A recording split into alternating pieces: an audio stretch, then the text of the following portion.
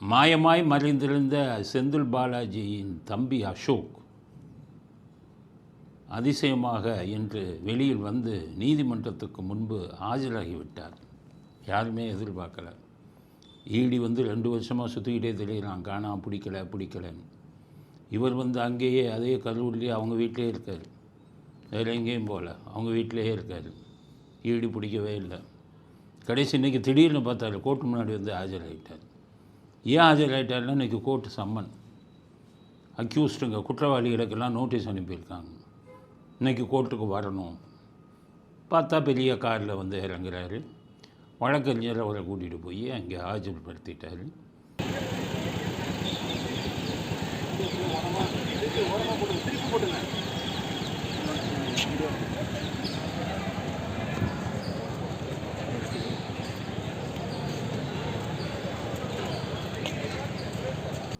ஆஜர்படுத்தின உடனே ஜாமீன் வேணும் அப்படின்னு இருக்காரு.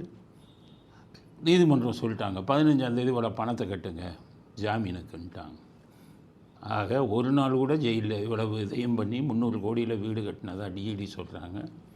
ஒரு நாள் கூட ஜெயிலில் இல்லாமல் தப்பிச்சு வந்து இன்றைக்கி கோர்ட்டில் ஆஜராகி ஈடியும் மூஞ்சியில் கறி பூசிட்டார்.